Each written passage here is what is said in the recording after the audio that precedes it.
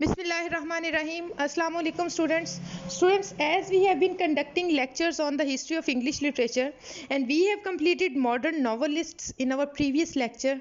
So in this lecture I will be talking about the modern drama. Students इस lecture में modern drama को और इसके features को डिस्कस किया जाएगा और इसके नेक्स्ट लेक्चर्स जो होंगे उसमें हम मॉडर्न ड्रामाटिस्ट्स को डिस्कस करेंगे। तो देखते हैं मॉडर्न ड्रामा कैसा था। स्टूडेंट्स, एक्चुअली विक्टोरियन एज में ड्रामा में बहुत ज़्यादा डिक्लाइन आया। Victorian age was the age of novels.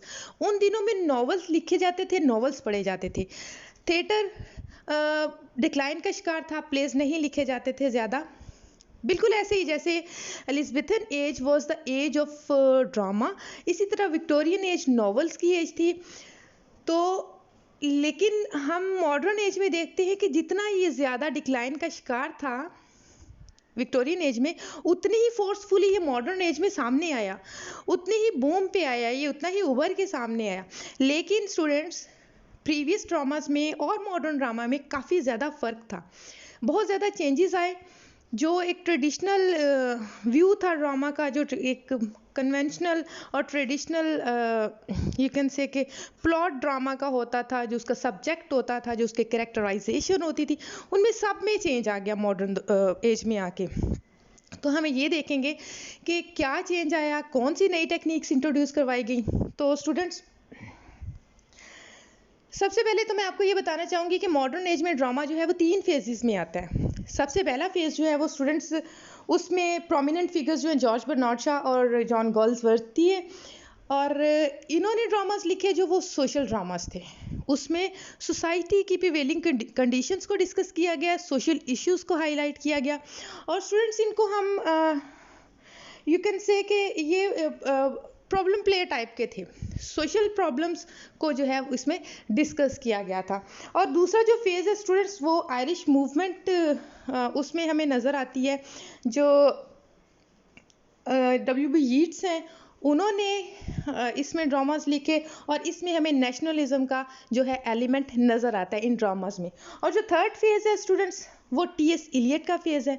T.S. Elliot ने क्या नई चीज़ ड्रामा में लाई स्टूडेंट्स? इसने पोइटिक ड्रामा जो है वो इंट्रोड्यूस करवाया। इंट्रोड्यूस तो नहीं, उसका रिवाइवल हुआ, क्योंकि इनसे पहले जो है और उससे पहले जो अर्लियर ड्रामास थे वो पोइटिक फॉर्म में लिखे जाते थे और ब्लैंक वर्स में लिखे जाते थे। अगर आप शेक्सपियर के प्लेस को देखें तो स्टूडेंट्स वो ब्लैंक वर्स में है, पोइट्री की लैंग्वेज में है। लेकिन उसके बाद जो ड्रामास लिखना शुरू किए लोगों ने, वो प्रोज की लैंग्वेज में लिखना शुरू कर दिए गए। तो T.S. इलियट ने वो रिवाइव किया उस चीज़ को, पोइटिक ड्रामा का रिवाइवल देखते हैं हम इसके थर्ड फेज में। तो स्टूडेंट्स, अब हम देखते हैं कि मॉडर्न ड्रामा के क्या क्या कैरेक्टरिस्टिक्स हैं। सबसे पहले तो ये कि रियलिज्म की मूवमेंट के बारे में हम पहले भी डिस्कस कर चुके हैं। रियलिज्म एक ऐसी मूवमेंट थी जिसमें राइटर्स ने क्या किया कि जो रियलिटी है उसको बयान किया। उसमें उन्होंने किसी किस्म की एग्जैजरेशन नहीं की, उसमें किसी किस्म की अंडरस्टेटमेंट नहीं रखी, जो जैसे था वैसे का वैसा उसको बयान किया गया। तो सबसे ज़्यादा हम रियलिज्म का आंसर देखते हैं, एलिमेंट देखते हैं ड्रामा में। स्टेज पे जो परफॉर्म किया जाता था वो जो रियल इश्यूज थे उनको बहुत रियलिस्टिक मैनर्स में ऐसे कैरेक्टर्स के थ्रू पेश किया जाता था जो आम जिंदगी से मिलते जुलते होते हैं। तो जो ऑडियंस थे वो इम्प्रेस होते थे, वो उन कैरेक्टर्स को देख के अपनायत फील करते थे और उन पे इफ़ेक्ट होता था। तो इन ड्रामास को मोरालिटीज़ की जो है वो यू कैन से कि मोरालिटीज़ इन लोगों की बेहतर बनाने के लिए भी यूज़ किया गया। मॉरल ड्रामास भी इनमें शामिल हो जाते हैं। तो स्टूडेंट्स, इसमें जो है वो सबसे ज़्यादा नाम हमें नज़र आता है, ये नॉर्वेजियन एक ड्रामाटिस्ट थे, हेनरिक इब्सन। इन्होंने रियलिज्म जो है वो इंट्रोड्यूस करवाया था मॉडर्न ड्रामा में। रियल इश्यूज जो सोसाइटी के थे वो सामने लेके आए, ठीक है। और इनका जो प्ले है हम देखते हैं, इनका प्ले डॉल्स हाउस, अगर हम उसको देखें तो स्टूडेंट्स उसमें हमें उस वक्त के विमेन का जो सोसाइटी में रोल था, सोसाइटी में जो उसकी प्लेस थी, हमें वो नज़र आती है। ठीक है स्टूडेंट्स। और हेनरी गिब्सन ने कि इस ट्रेंड को लेके बहुत सारे फिर और मज़ीद जो है राइटर्स उन्होंने काम किया, जैसे कि रॉबर्टसन, आर्थर जोन्स और गर्ल्सवर्दी और जेबी शाह। इन्होंने सोशल ड्रामास लिखे, प्रॉब्लम प्लेस भी उसको कहते हैं हम स्टूडेंट्स।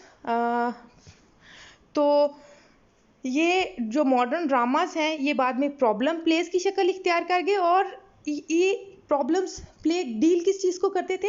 ये डेली प्रॉब्लम्स को, हमारी जो रियल लाइफ की प्रॉब्लम्स हैं, like marriage, justice, law, administration and strife between capital and labour.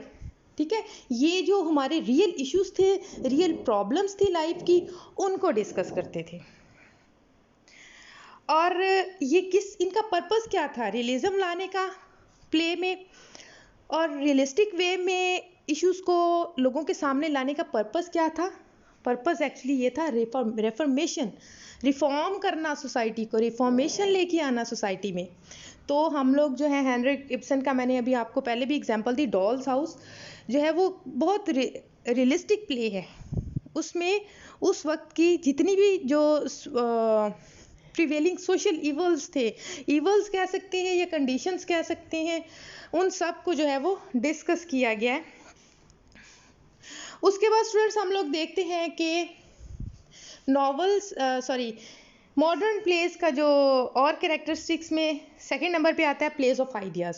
Students ये वाले जो प्लेस थे ये प्लेस ऑफ आइडियाज़ थे। राइटर जो भी आइडिया सोसाइटी में स्प्रेड करना चाहता था, उस आइडिया को लेके वो प्ले बनाता था।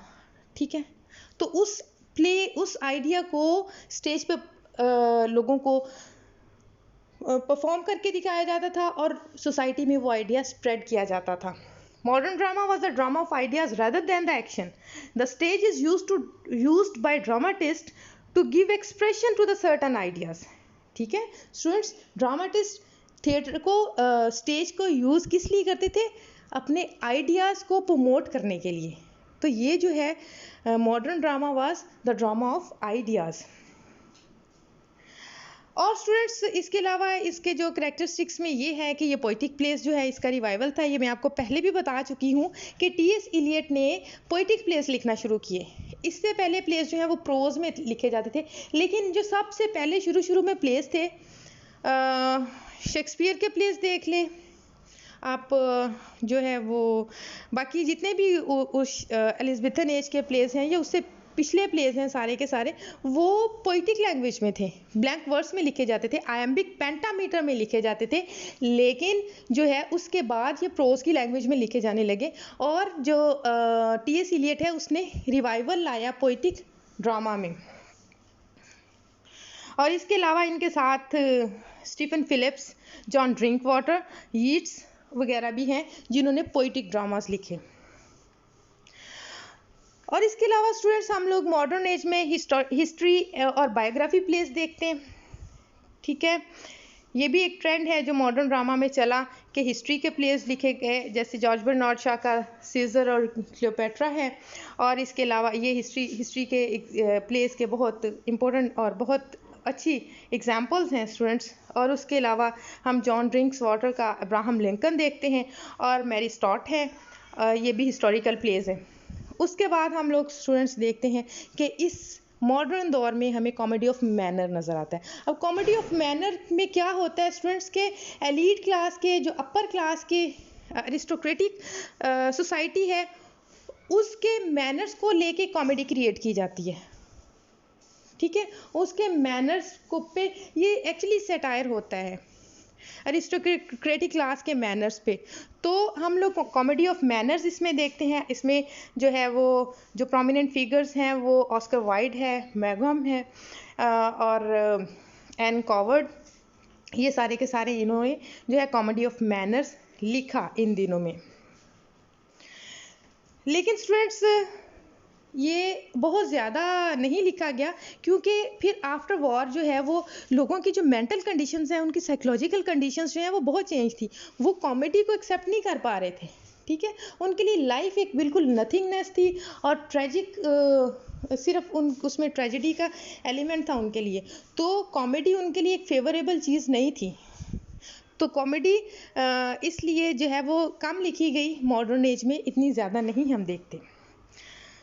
उसके बाद स्टूडेंट्स एक इम्प्रेशनिज्म की टेक्निक इंट्रोड्यूस करवाई ड्रामा में। अब इम्प्रेशनिज्म की टेक्निक क्या है स्टूडेंट्स? एक्चुअली इम्प्रेशनिज्म में राइटर क्या करता था, अपने खुद के इम्प्रेशंस जो है वो लोगों तक पहुंचाता था। असल में जो ऑब्जेक्ट्स थे उनका रियल यूज़ नहीं होता था।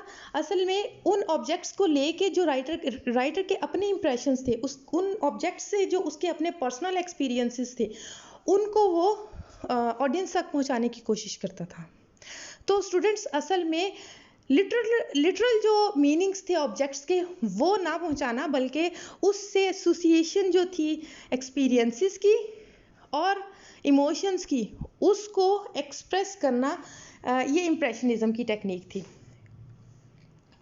तो इसमें क्या किया जाता था, ऑब्जेक्ट्स को, कैरेक्टर्स को, इवेंट्स को, किसी भी इमोशंस को एक्सप्रेस करने के लिए यूज़ किया जाता था, कोई आइडिया कन्वे करने के लिए यूज़ किया जाता था, कोई इम्प्रेशन कन्वे करने के लिए यूज़ किया जाता था।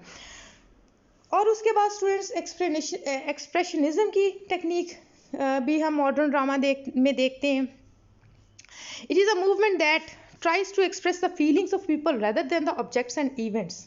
अब इसमें एक्सप्रेशनिज्म में क्या होता था स्टूडेंट्स, इसमें स्पेक्टिकल्स को जो है वो इग्नोर करके कैरेक्टर्स की इमोशंस को फोकस किया जाता था, फोर्सफुल इमोशंस को, कैरेक्टर्स के फोर्सफुल इमोशंस को फोकस किया जाता था। इम्प्रेशनिज्म में हम स्टूडेंट्स देखते हैं स्पेक्टिकल्स के थ्रू जो है वो आइडियाज़ कन्वे किए जा रहे हैं, स्पेक्टिकल्स के थ्रू, जो स्टेज सेटिंग के थ्रू आइडियाज़ कन्वे किए जा रहे हैं। लेकिन एक्सप्रेशनिज्म में क्या होता था कि एक्सप्रेशनिज्म में कैरेक्टर्स के थ्रू जो है वो एक्सप्रेस किया जा रहा है इमोशंस को, कैरेक्टर्स के इमोशंस को फोकस किया जा रहा है, ऑब्जेक्ट्स को, स्पेक्टिकल्स को फोकस नहीं किया जा रहा है।